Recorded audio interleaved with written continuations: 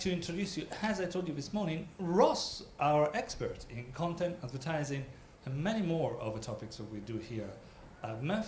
And today is going to be our master of ceremony for the afternoon. Yep. Ross. All right. Thank you, Dario. Hello. Thank you for coming for the English portion of the proceedings. I think only 1 out of 3 of us speaks Italian. So hopefully, Roberto, you can tie in what we're talking about to what you've already heard. I'm not putting you on the spot. But today's session is kindly sponsored by netnumber, and we're taking a deeper look at digital identity. I know we've already covered digital identity before with Andrew Budd, but I think so much of the components of digital identity really weren't intended to be identifiers in the first place. So if you think about email, if you forget your password, what do? You get a code sent to your email address, and that's how you identify yourself. That was never the intention of email. So I think it's always worth it at MEF to take a look at the components of what makes up today's digital identity. And I think today that the main topic will be numbers, phone numbers. So I'll introduce Marco Lafrentz, who is the VP of Biz Dev at netnumber, VP of Biz Dev and Market Development. Thank you. And then we have Roberto Peretto, who's Sales Manager at netnumber also. So I think you're going to start us off. Why don't you take us through, what does it mean to have a digital identity in today's age, and what is included in one identity? Absolutely. Thanks, Ross. Yeah, I kindly try to set the stage a bit. I don't speak Italian, so I don't know what was discussed previously. If there is an overlap, forgive me, please. But digital identity in itself is a very big and popular subject nowadays. And if I would ask here in the audience 3 people, what is digital identity? You would probably give me 4 different answers. And rightfully so. Because digital identity today encompasses so much information that it can have different perceptions overall. Having a digital identity in the broader sense means that you have a unique presence online that is representing an individual or a business. Where a digital identity can represent either. And especially the information and data that is created and collected around the activities that we perform online with our mobile devices, I think is of interest to this mobile ecosystem forum. So let's, maybe to kick it off with, let's go through the spectrum of the information that can comprise a digital identity first, and then pick the focus for the next 30 minutes for our conversation here on the stage. So there are a few things about digital identity that come to mind very quickly, like username, password. Like these are account information that we use for our banking or email or social services.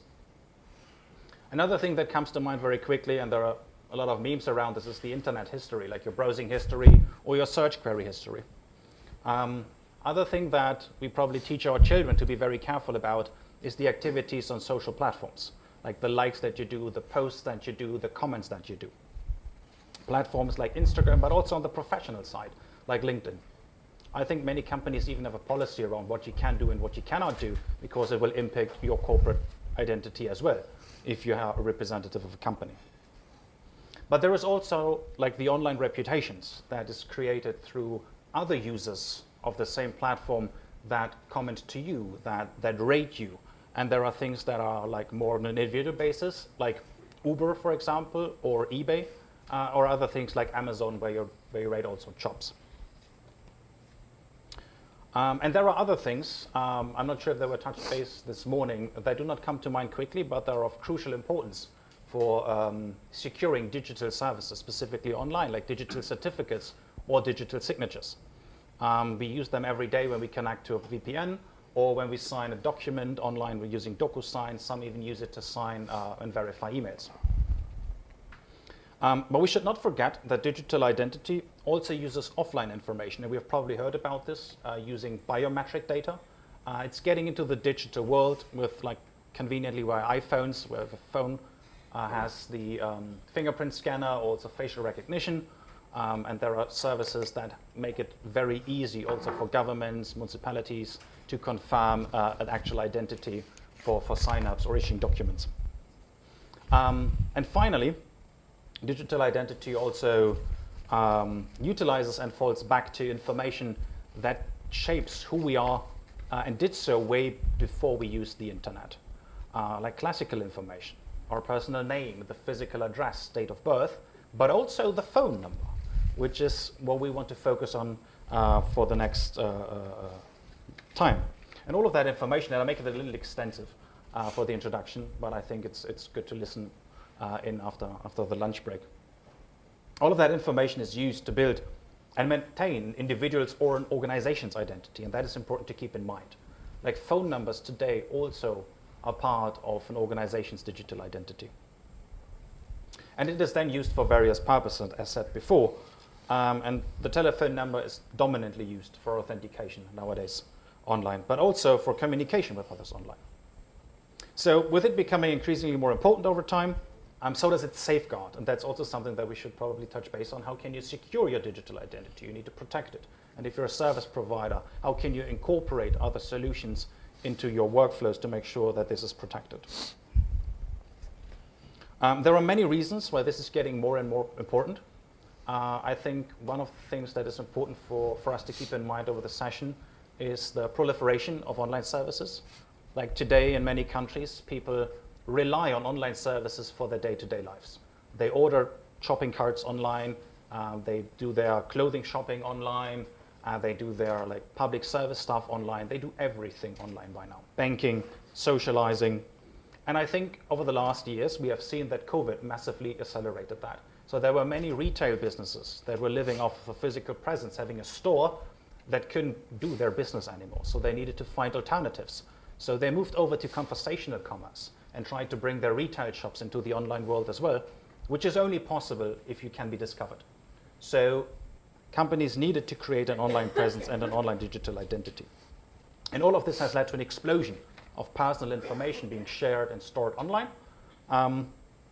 making it more valuable. And then going back to the other side, there's, of course, also then, with everything that becomes more valuable, it's getting a higher value for fraudsters as well. So stealing a digital identity is one of the things that is a problem today. Like we see this with smishing, we see this also with scam calls, we see this with impersonation calls.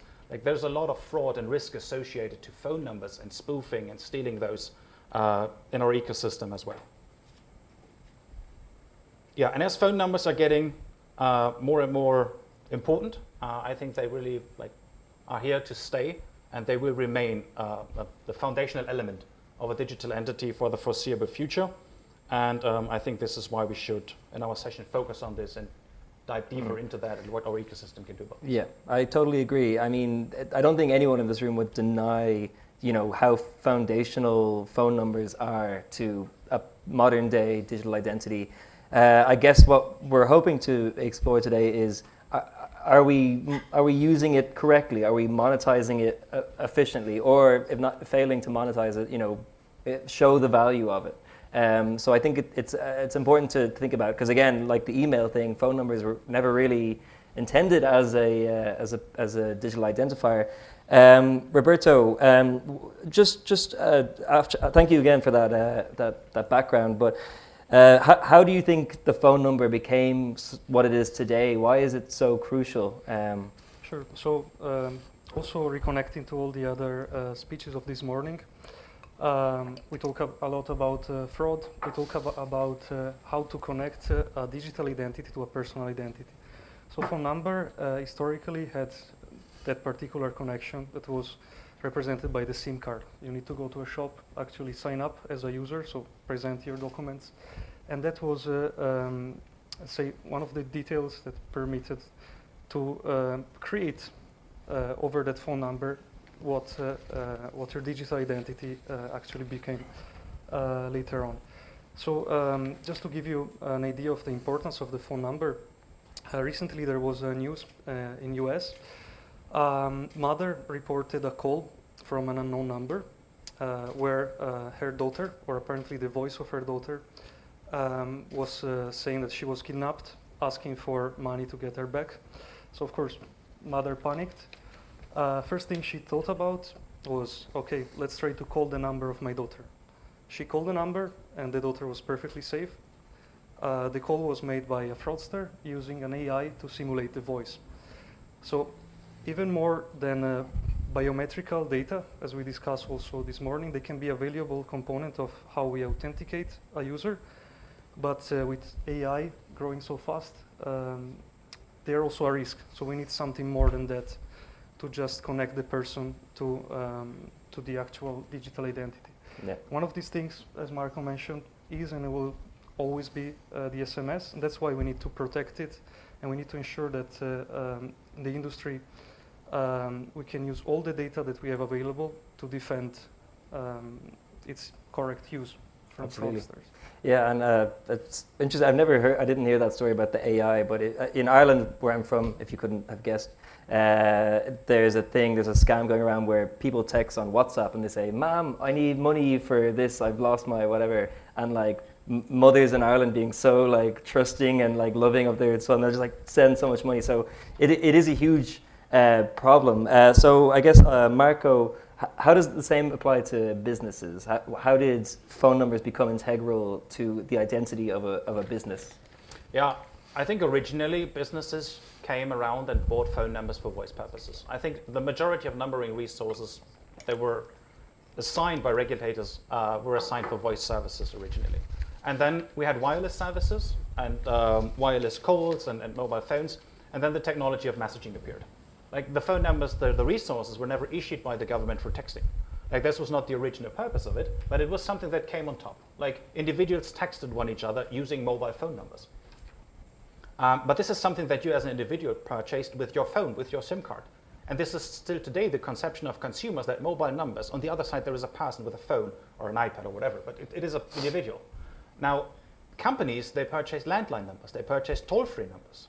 Like this is what is part of their identity. They have published that on their product documents, on their websites, for their customer calls, for their call centers. This is part of their digital identity. Now, you mentioned WhatsApp, and we can probably touch base on that later in more detail. But as I said earlier, today, not everything that a business is doing with their consumers, may it be marketing or sales inquiries or customer support, is done via calls. It's also done via texting, websites with chatbots, but also using messaging. But businesses can't really leverage that because their landline phone numbers were not designed for that. So now you turn around and take a look at the CPaaS ecosystem. What have they done? They have taken numbering resources and made virtual numbers out of them. Yeah? So you can now, as a business, go, I think even in Italy, go to a CPaaS player and say, I would like to buy a virtual mobile number to do programmable texting, to do programmable interactions, conversational commerce with my consumers. But you're using a mobile phone number, which is a resource that consumers don't associate with the business, right? So I would think that it would be great to sort of decouple the phone number from the messaging in a way that you say any phone number can text. Because we have seen that operators already started to create other implementations, domestic implementations for business texting when they introduced shortcodes. Right, so there is a demand for phone number resources for businesses to incorporate into their digital identity. But shortcodes have downsides. It's limited, it's associated with premium rates, it's associated with polls, so it doesn't really fit this new trend. So you can order your stuff with a retail shop via a text message, or get notifications, or authenticate via that. So I really think there is a gap. And then there are countries where this has been established very nicely. The US is one example. If you, for example, take a look at Twilio and how they grew their messaging business, they used landline phone numbers. They went to businesses and said, you can use your existing phone numbers that you have and also do texting on top of that. We text enable them, and then you have the variety of all of the digital channels that you would like to use with your existing phone number. And that, I think, is something pretty powerful and really nice, and I think other countries can follow and try to build this as well. Yeah, I kind of want to stay on this topic because it's such an interesting one, and definitely something that we as an industry I don't think are paying enough attention to, specifically landlines. Roberto, what do you think of sort of the complexities of adding landlines into the personal data identity question? Do you think it's compatible? Do you think that there's more work to be done? Definitely it's compatible. It's just a matter of shifting our mentality, because subconsciously we always associate a mobile number with a personal user. So whenever we receive a communication either from a bank or from an e-commerce, using a mobile number, we always suspect that it might be an attempt of fraud. While toll-free number or a landline, we always associate it with a business. Even if we go to the Google page, you see like the landline number of that particular company. So I think we miss an opportunity so far to monetize on this particular field. That could be enabling these landlines to text in order to get also more trust from the consumers that otherwise will shift to OTTs, like we have WhatsApp for Business. So it's an opportunity that we're missing, and probably we need more investment, more attention in this direction, because it could be something potentially relevant for the industry. Yeah. And what do you think of, and we mentioned WhatsApp, but just kind of staying with that, internet-based communication is exploded, obviously, and it's here to stay, but it's still using numbers at its core. How does this affect a number as a digital identifier? Yeah, it reduces its trust, of course, because you mentioned before the attempt of scam that you constantly receive on WhatsApp, right? Is less regulated, and also it's not necessarily connected with a SIM card. That's our number one protector. So now you can buy virtual numbers associated with WhatsApp, and whatever message you receive from there, you can really be sure if it's coming from an enterprise, if it's coming from a brand, from even municipalities. So the level of trust that we lose there is significant. Also, we need to always remember how important is the SMS in terms of reaching, because an SMS is the only resource that within 1 minute you have 97% of users that read it. So due to its reach, due to all these, considering all these details about the number itself and how we trust it, I think we have a direction that will be not profitable not to take, right? Do you agree, Marco? Absolutely. And there is another perspective that I would like to put on top of this. So the telecom industry owns phone numbers, more or less. Like, this is a resource that we can monetize, and we should be the only ones monetizing that. Now, except for mobile numbers, none of the phone numbers can text, which is a pity. Because if you take a look at what the market is charging, if you take a look at MEF members or non-MEF members and go to their website, this is public knowledge. Like a digital phone number in Italy is around €1 or 2 for voice services only. If it is a virtual mobile number, and the only difference is it can also do texting, it's 10 times more expensive. So it can be charged at 20 or 30 euros a month. So this is a 10x higher return. And the ecosystem, we are basically missing out on that. And the ones that are monetizing that is WhatsApp, because they allow every business to sign up with their toll-free or landline number and create rich texting experience on a resource that is one that comes from the telecom industry. I'm not saying they shouldn't be doing that, because there is definitely a demand and a need for it. But they're profiting from it, and the operators or the aggregators like us are missing out. So I want to create a sort of like a fear of missing out here. That, yeah. Do you want to take a page from their book, essentially? You know, like do you want to basically try to imitate what they're doing to an extent? Yes, because also for me as a consumer, yes, I use WhatsApp, but they don't have 100% penetration. Like, it's not a ubiquitous service. The SMS is. So we should definitely always keep in mind that in digital strategies and digital engagement strategies of brands, it is crucial. Like, everybody that approaches a CPaaS player and asks, what channels do you have available? The next question is, what's the reach? Like, how many percentage of my consumers can I reach via that channel? SMS, they never ask. They know that they can reach everybody. Yeah. With iMessage, WhatsApp, or OCS, they always ask how many. So I really think that it's a powerful opportunity to do so. And it's, from perspective you asked earlier, how easy is it to adopt it? It's not that difficult. Message routing is digital already. So if you have registries where you can put them in, and say, like, this phone number is now registered with the brand, and the MEF has done a very good job in countries to establish sender ID registries for brands, the ecosystem can rely on it and say, like, okay, that phone number, that landline number is associated with this brand in this registry.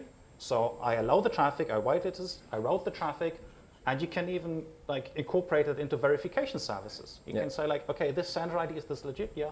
Ask that registry and say whether it is validated or not. So you have a verified digital identity. Yeah, you touched on a lot there, but I think the sort of ubiquity aspect, it's almost taken for granted in the industry. That's why people don't talk about it. With WhatsApp, they're like, oh, what's the penetration? But like this with SMS, it's everywhere, and Yeah. people almost forget it because it's everywhere, you know.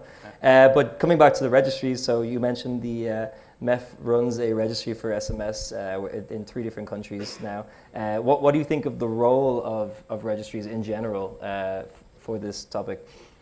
Yeah, I think registries are the places that we have to look for if you want to make sure that the phone number is validated and verified.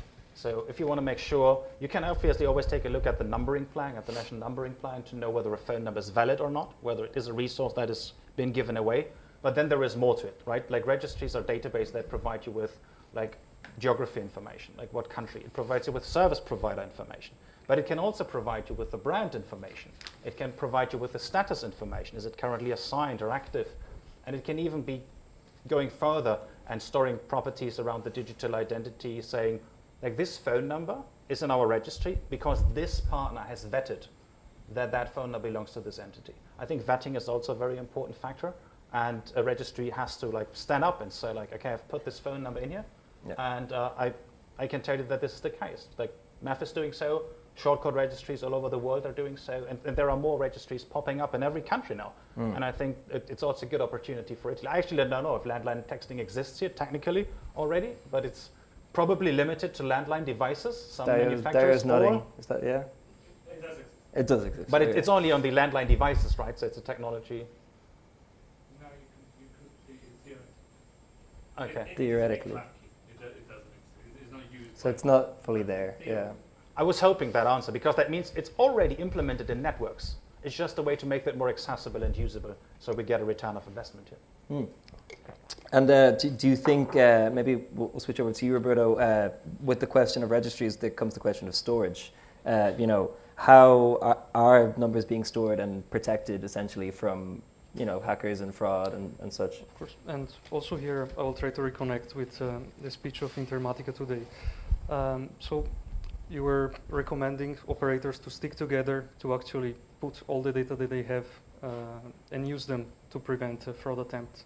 So that's what actually already exists. Is not made by operators, is made by third-party companies such as NetNumber. And it's important to have this data because, as Marco mentioned, they can give you a full picture of what is going on around that number. Meaning that based on this data, you can even evaluate a number and try to understand if it's valid, if it's invalid, if it was associated with scam attempts, and overall give a better feeling also to the user, reducing the attempts of fraud. So I think registries are very important, and the characteristic that they need to have, for sure, they need to be global, means they need to have a coverage that fully fulfills the needs of that particular customer. And do you think there's a role for collaboration between careful collaboration between different registries? Definitely, and that's the direction we have to take if we want to create a global Okay. product. Of course, they need to be accurate, so you need to constantly keep up to date your data. You can just rely on spreadsheets generated once a month. You need to have direct access to a live service. And well, in all of these, they need to be secure. So if you know that your data can be leaked, the service is not going to be as effective as it should be, because fraudster can just get it, manipulate it. Yeah. Also, it needs to be easy to use. So if you need to implement a service that is very expensive, it requires a lot of implementation. Well, knowing the operators, they will likely not even try to do it, right? Yeah. So it has to be easy to access, best via API, and especially needs to have a decent customer support, so that whenever you have any kind of issue, it can be solved as soon as possible. Yeah. So there are a few players in the market that have this kind of registries. Playing together will mean reducing the impact of fraud, guaranteeing also better routing for all the operators, so cost-effective policies, and a better ecosystem actually for everyone. Perfect. So, I mean, we've talked a lot about the theory, I guess, so it'd be good to get into some practicality. What are some examples of how businesses or people can use numbers and registries to amplify success? Yeah. I think a good example is either a MEF registry or what the US is doing with the A2P campaign registry. So in both cases, you have a place where you as a business know you can go, you can take your either alphanumeric sender ID or your phone number, your business phone number to that website. You can register, so they verify and vet you as a brand. Then you have a phone number associated to a brand, potentially even a use case. And then you can put that into a registry that needs to be neutral, so there is no conflict of interest. That is then distributing the information to the ecosystem. And then in the ecosystem, the communication service providers, the aggregators, the CPaaS player, the solution provider, the operators can all access that. Like, we don't have to discuss commercials, but it's obvious that it needs to be neutral. That's a service to the industry.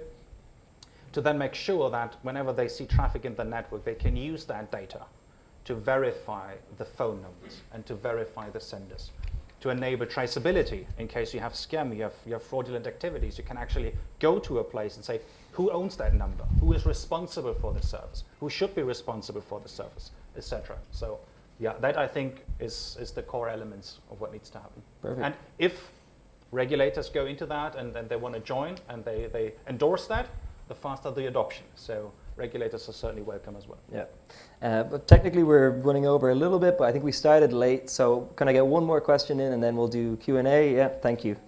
The producer allowing me some more time.